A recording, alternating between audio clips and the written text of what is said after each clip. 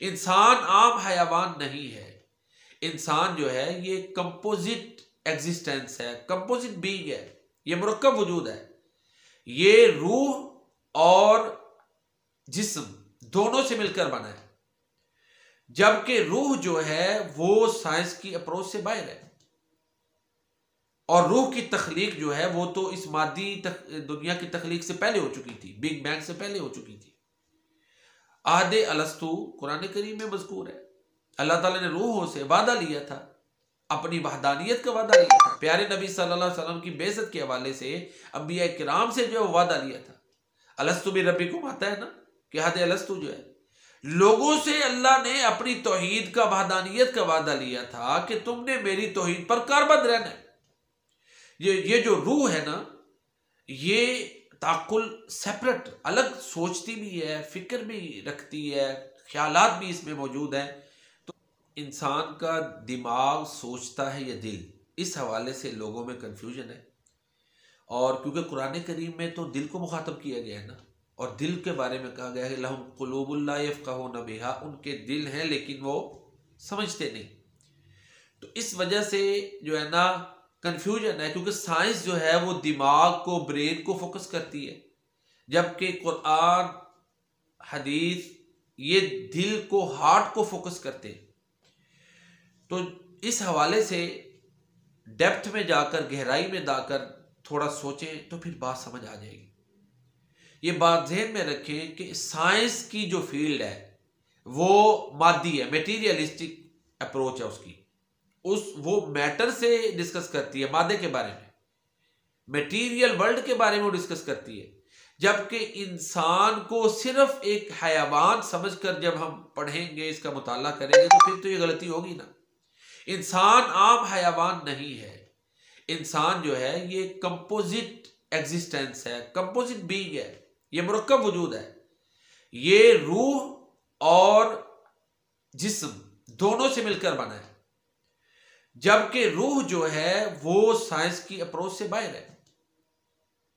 और रूह की तख्लीक जो है वो तो इस मादी दुनिया की तख्लीक से पहले हो चुकी थी, बिग बैंग से पहले हो चुकी थी।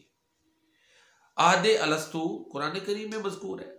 अल्लाह ताला ने रूहों से वादा लिया था, अपनी वहदानियत का वादा लिया था। प्यारे नबी सल्लल्लाहु अलैहि वसल्लम की बेइज्जत के हवाले से अंबिया किराम से जो वादा लिया था, अलस्तु भी रब्बिकुम आता है ना कि आहदे अलस्तु जो है, लोगों से अल्लाह ने अपनी तौहीद का, वहदानियत का वादा लिया था कि तुमने मेरी तौहीद पर कारबंद रहना है। ये जो रूह है ना, ये ताकुल सेपरेट अलग सोचती भी है, फिक्र भी रखती है, ख्यालात भी इसमें मौजूद हैं। तो लिहाजा रूह जो है उसका मरकज दिल है।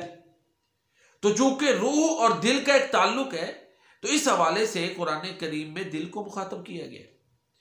जबकि ब्रेन जो है, जिस तरह के मैंने अर्ज किया कि वो साइंटिस्ट जो रिलीजन को मानता ही नहीं है, वो तो कहेगा सारा कुछ दिमाग जो है वो कंट्रोल कर रहा है। जबकि रूह जो है, जिस तरह मैं अर्ज कर चुका, रूह जो है इसका एक अलग वजूद है। इंसान आम हयावान नहीं है, ये स्पेशल बीइंग है।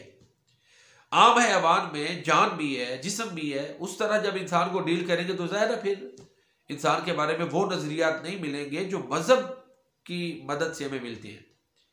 तो जान और जिस्म के अलावा इंसान के अंदर रूह है जो अल्लाह ने फूंकी है और जो किसी और जानदार में नहीं है। तो लिहाजा खुलासा गुफ्तगू ये है कि इंसान को आम हयावान की तरह नहीं लिया जाएगा। आम हयावान में जान और जिस्म ये तो है, वो हयावान है, लेकिन इंसान में जान भी है, उसका जिस्म भी और रूह भी है। जान और रूह को जब आप मिक्सअप कर देते हैं ना तो फिर गलती होती है। तो लिहाजा इंसान क्राउन ऑफ क्रिएचर रूह की वजह से जो अल्लाह ने इसमें फूंकी है, और ये इंसान को ही एजाज हासिल है, यज़मत इंसान को हासिल है। तो इंसान अशरफुल मखलूक़ात है। तो लिहाजा कुरान करीम में जो बार बार दिल को मुखातब किया गया वो इसलिए कि रूह का ताल्लुक दिल से है, और आगे फिर अक़ल और दिल की जो इंटरेक्शन रहती है, जिसकी वजह से वो बॉडी को कंट्रोल करते हैं। तो लिहाजा जब हम कुरान करीम को सिर्फ मादी चीज़ों को सामने रखते हुए, या मादी तालीमात को सामने रखते हुए समझेंगे, तो फिर जो है ना वो गलती का इम्कान हो सकता है। जब हम कुरान करीम को जो है इस बात पर यकीन रखते हुए कि वही है, और वही जो है वो अल्लाह अपने नबियों पे करते थे। मोहम्मद करीम सल्लल्लाहु अलैहि वसल्लम आखिरी नबी है, और वही की रोशनी में रूह का वजूद है, यानी कुरान करीम की रोशनी में।